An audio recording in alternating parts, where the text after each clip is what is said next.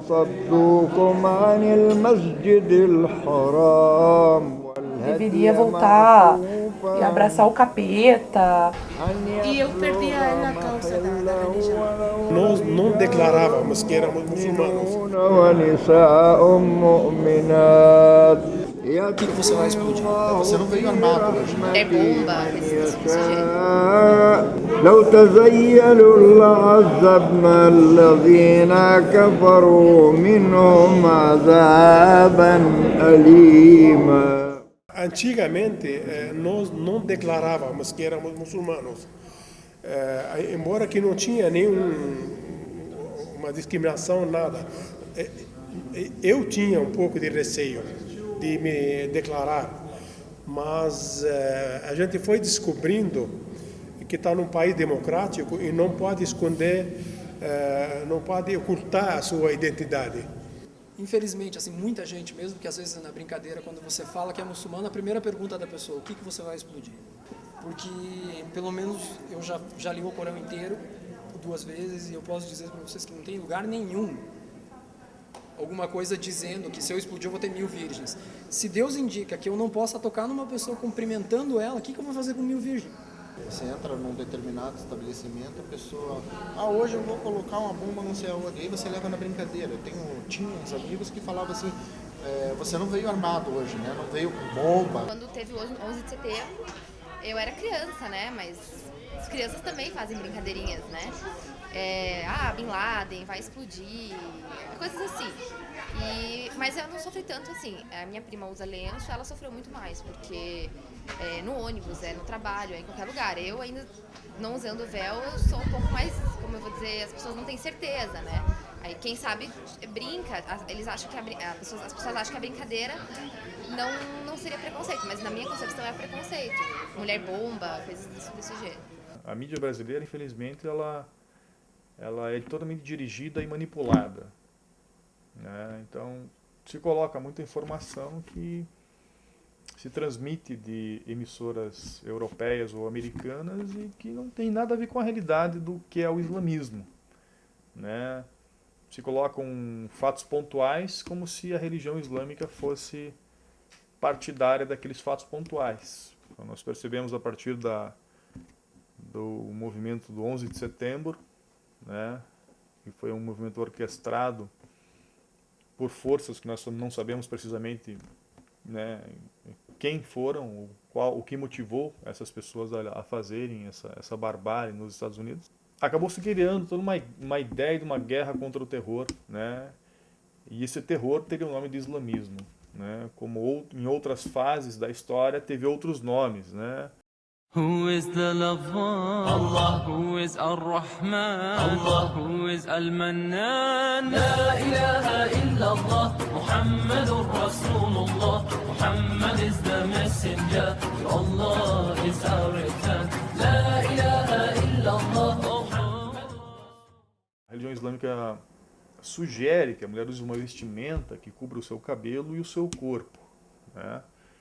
Porque a questão da atração entre os sexos, ela existe, né, entre homens e mulheres, mesmo porque Deus criou o homem e a mulher justamente por serem diferentes. Mas eu tenho uma amiga, a Paula, ela usa o hijab direto, né? Ela vai trabalhar com o hijab, ela está na rua, ela está de hijab, ela só tira o hijab dentro da casa dela. E antigamente até ela falava pra mim, Ana, passou uma pessoa, me disse tal coisa ruim, me chamou de terrorista, disse que eu devia voltar lá pro buraco da onde eu venho e tal. Mas teve uma vez que eu estava do lado dela, ela com o hijab, eu estava sem, e passou um senhor e disse pra ela assim que ela deveria voltar e abraçar o capeta ou coisas desse gênero assim. Porque o véu aqui no Brasil é muito mais difícil do que se eu não usar. Eu brinco que se eu andar sem roupa na rua, é mais fácil andar sem roupa na rua do que andar de véu. Porque o véu é meio taxativo, assim. Eu acho muito difícil usar véu aqui no Brasil. Talvez seja uma desculpa minha também, por ainda não achar que é o momento ideal para usar véu. Eu acho que aqui no Brasil chama muita atenção, as pessoas mexem muito na rua com quem usa véu. Portanto, há mulheres muçulmanas que usam o véu, né, e há mulheres muçulmanas que não usam o véu, né? Então é uma questão relacionada a alguns pontos, né, fundamentais, como a situação econômica, né, dessa mulher. Porque o maior problema que nós temos no Brasil é com relação à aceitação do uso do véu na sociedade brasileira. A questão não está na mulher muçulmana querer usar o véu. Isso ela quer seguramente, ela não tem dúvida nenhuma.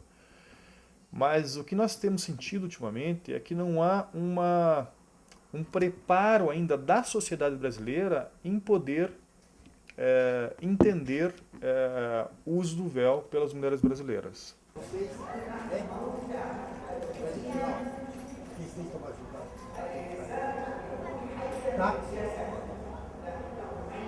As pessoas não entendem o que a gente, como a gente é, o que a gente faz. Como se a gente fosse, assim, muito diferente. As diferenças, claro, existem, mas as pessoas não conseguem entender. Por exemplo, a gente não bebe, e isso é muito difícil, principalmente na faculdade. Mas é só uma religião, como se fosse uma coisa banal. Pra mim é importante, para as pessoas não é. A questão do resguardo. Eu, como homem muçulmano, não toco em mulher nenhuma que não seja minha esposa, minha mãe, minhas irmãs ou minhas tias. Muitas pessoas não entendem isso, principalmente na hora que elas vão te cumprimentar. Quando a mulher estende a mão para te dar a mão e você fala, não, eu não posso tocar em você, bastante gente acha bonito. Ai, bonitinho e tal, mas ninguém entende a essência de não ter esse toque, que é por causa de uma parte religiosa. Aí você acaba colocando, que é devido à religião, aí a primeira frase que você escuta é, nossa, mas que mal tem dar mão para uma pessoa? Se é aconselhável que não se faça, não quer dizer que é pecado, mas como eu disse, é aconselhável que não se faça. Então, o ideal é não fazer. A própria condição de ser um país catolicamente predominante católicos impede muitas atividades. Por exemplo, sexta-feira poder rezar é complicado, tem que correr do trabalho para cá, para voltar correndo, quer dizer, você não tem aquela como domingo para os católicos, né? Que é feriado, que é fechado, que é tudo. Os nossos feriados religiosos é complicado, a gente não pode ter esses feriados, mas nada que a gente não dê uma contornada, não possa nos voltarmos um pouquinho a Deus, rezar e exercer a nossa fé. Existem algumas dificuldades, mas por outro lado, se a sociedade brasileira é permissiva com relação a alguns comportamentos que na ótica islâmica são repreensíveis e são proibidos, por outra, a sociedade brasileira ela é muito amistosa, muito aberta, né? Nós brasileiros somos muito calorosos, né? Respeitamos muito a diversidade, e isso é algo que fica muito patente nas declarações, inclusive, de imigrantes que vêm do Oriente Médio para cá. Eles admiram essa liberdade que nós temos na sociedade brasileira. Olá, bom dia. Quem quiser entrar, é só tirar o sapato e empresto uma capa para as senhoras, ok? Obrigada.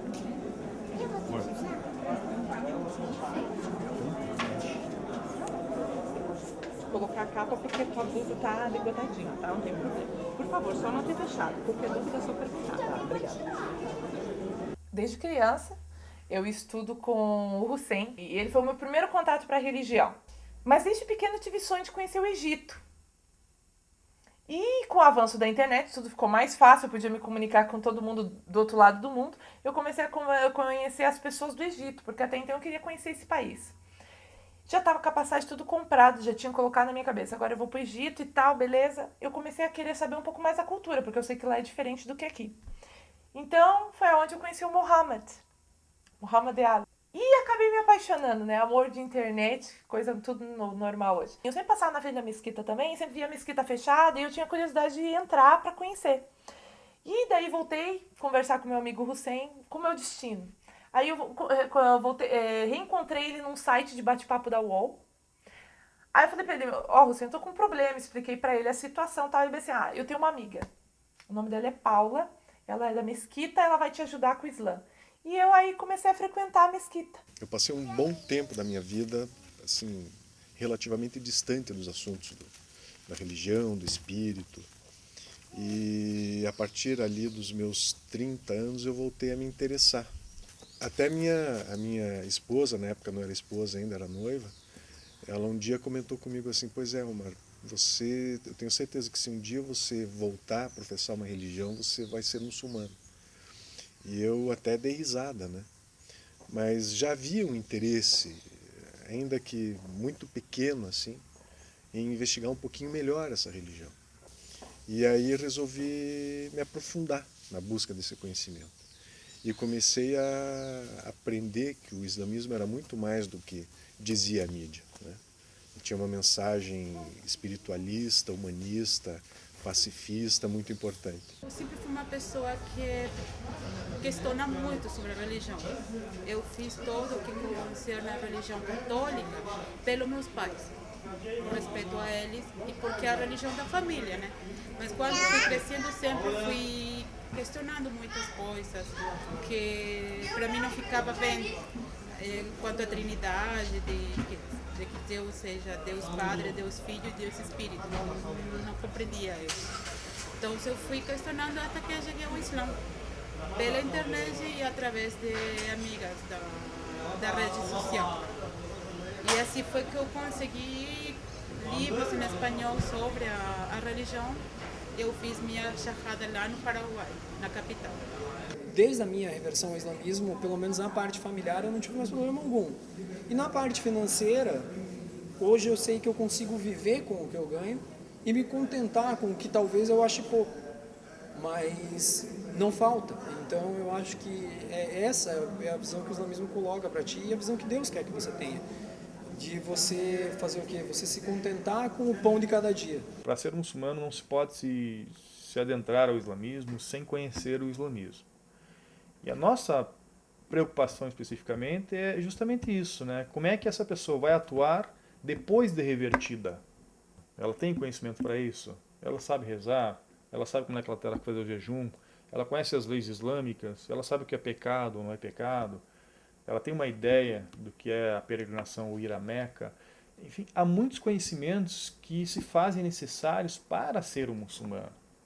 Então, com essa preocupação, a nossa comunidade de Curitiba, especificamente, trabalha dessa forma. Ela oferece um curso e gradualmente a pessoa passa a conhecer a religião até que ela chegue no momento em que ela se ache preparada, apta para se reverter ao islamismo. Sem imposição, sem que a gente force ou procure, digamos de alguma forma, impor à pessoa que ela tenha que se reverter ao islamismo. Não, muito pelo contrário. O islamismo é uma religião que se aceita e se segue pelo livre arbítrio. يعني الشاعر يعتبر الموت على نوعين، ميت أفقي وهذا اللي احنا نعرفه، وفي ميت عمودي هذا اللي صعب أنه معرفته. A gente não coloca muito o assunto religião em debate, mas assim, por pai e mãe eu não teria uma aceitação muito boa, mas também vou dizer que não é uma aceitação ruim. Digamos assim, que eles se mantêm neutros, sabe? Não opinam. Mas pela minha avó, que é como se fosse minha mãe adotiva, e o fato dela ter 85 anos, ser uma pessoa de idade, que eu imaginei que seria mais difícil a aceitação, ela tem uma aceitação ótima, assim, de verdade, porque ela viu o quanto o Islã me fez bem, o quanto eu mudei graças a ele. Os meus pais, eles, vamos dizer, eles são neutros. Eles não têm problema de eu frequentar a mesquita, de eu aprender sobre a religião, de eu ir ajudar aos domingos os turistas, ele não tem esses problemas. Mas, toda vez que eu saio de casa, que eu coloco o hijab, eu vou à mesquita, minha mãe, por que você está usando isso? Põe isso só lá, não precisa sair com o hijab, não precisa usar isso,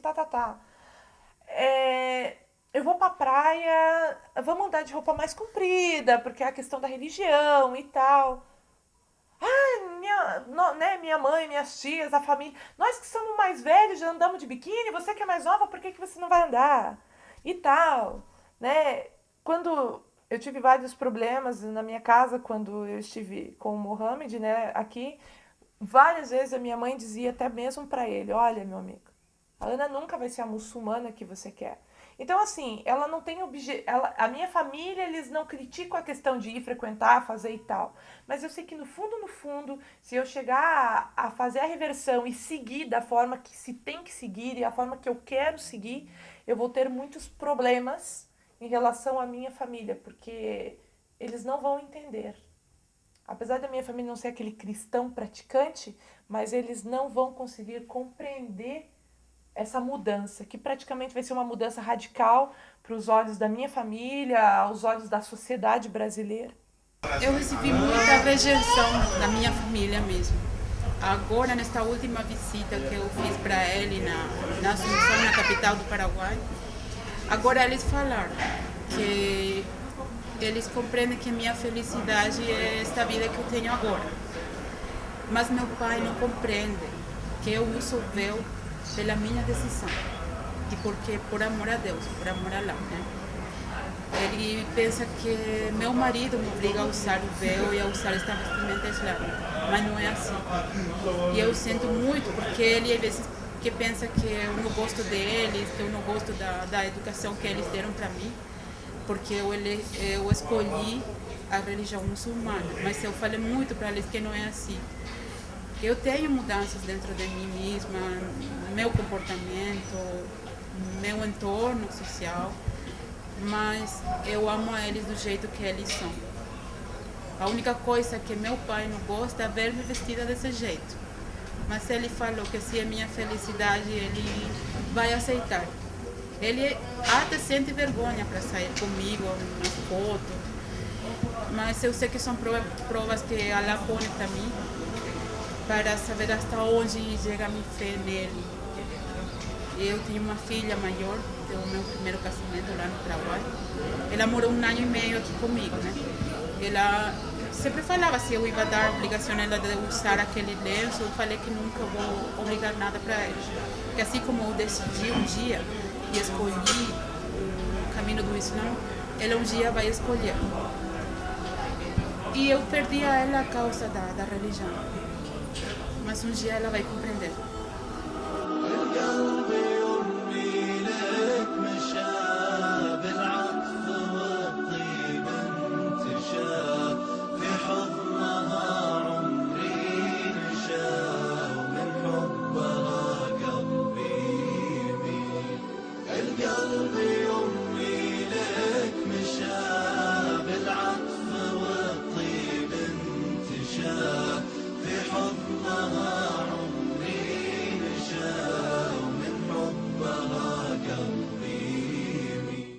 Cheguei do Brasil não é por causa de precisa faz a vida. Cheguei como meu primo ou meu parente me chamou. Eu achei aqui melhor. Achei aqui a vida mais tranquila. Em 1956, pisei em solo brasileiro. Eu tinha na época 15 anos e eu vim direto para Curitiba. A primeira desbravação foi em Curitiba.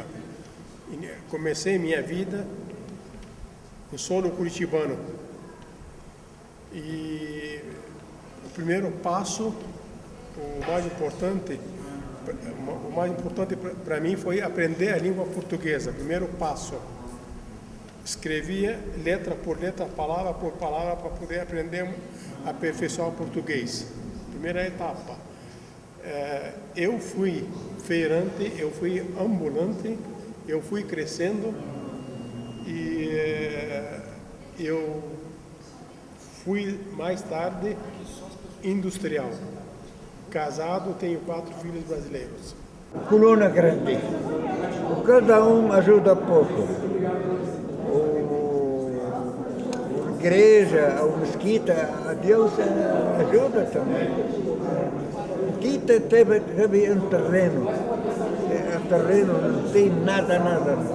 Mas amigo, parente, amizade, pagas pouco. Essa mesquita foi construída nos ombros dos muçulmanos. Não teve ajuda de pessoas de fora. Por último, no final da construção, ela recebeu uma ajuda financeira da Arábia Saudita e do Iraque também. Mas já estava erguida nos ombros dos próprios sócios, dos muçulmanos. Cada um contribuiu com um pedaço, com um pouco de dinheiro e de forças próprias também. Mesquita começa em 1972 oficialmente, né, com uma construção já pronta nessa data, né, mas o projeto data de 1969, que foi quando eles começaram a construção, adquiriram terreno, os imigrantes de origem libanesa, que antes não tinham uma mesquita. Eles não tinham um local para se reunir, para fazer seus cultos, para fazer, enfim, as suas celebrações religiosas, né, os seus casamentos, os seus funerais, né. Chamam um arquiteto de origem árabe cristã, que seria o Kamal Davikuri, e foi o responsável pela construção da mesquita, né. Então, hoje, o ano passado, em 2012, nós fizemos 40 anos de existência dessa mesquita. E para nossa felicidade, a mesquita, nesses 40 anos, ela já é reconhecida como um ponto turístico na cidade de Curitiba. Então ela já não pertence mais só à comunidade muçulmana, né? Mas ela já recebeu turistas de todas as partes do mundo que você possa imaginar. Isso muito nos orgulha, porque ela está cumprindo com o seu papel como mesquita, né? Uma mesquita ela não é construída apenas para os membros árabes, né? Ou para quem fala árabe, né? O islamismo é uma religião universal que veio para toda e qualquer pessoa da face da terra que deseje conhecer o islamismo como religião.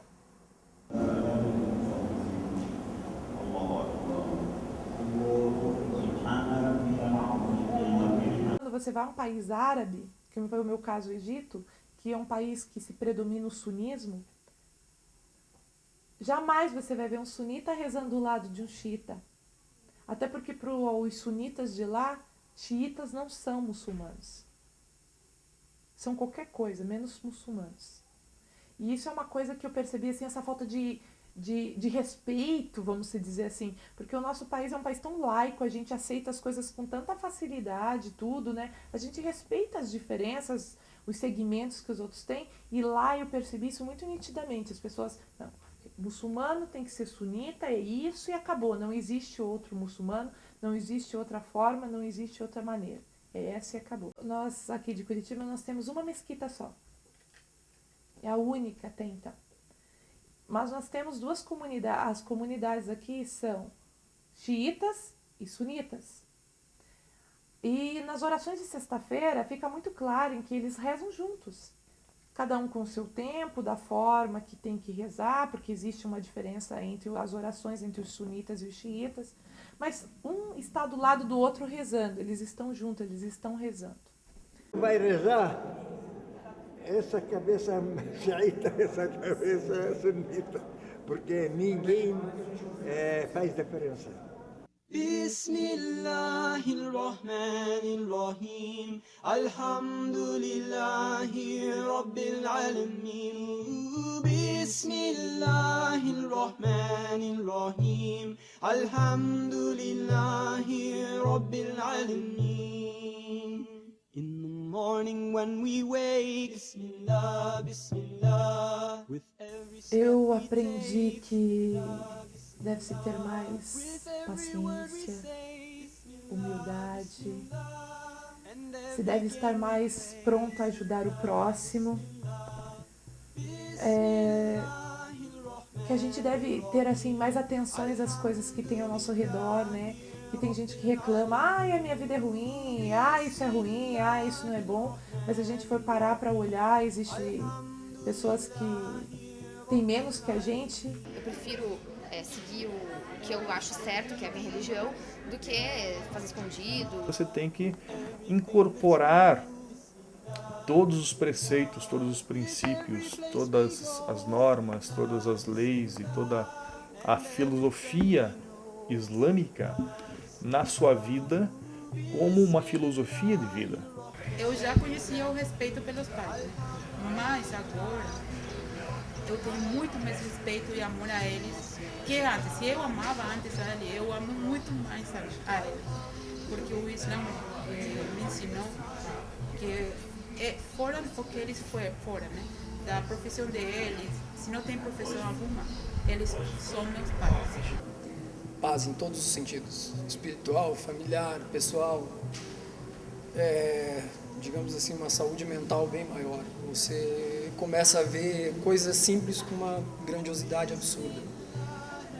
Você começa a perceber que sem aquele copo de água que é tão fácil você abrir a torneira, você não vive.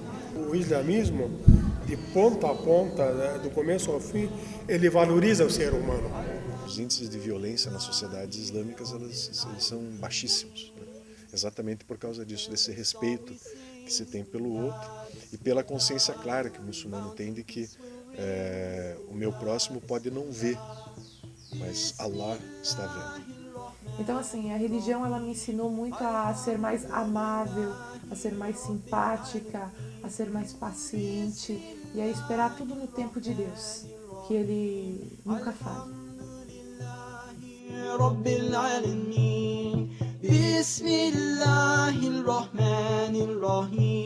Alhamdulillahi Rabbil Alamin.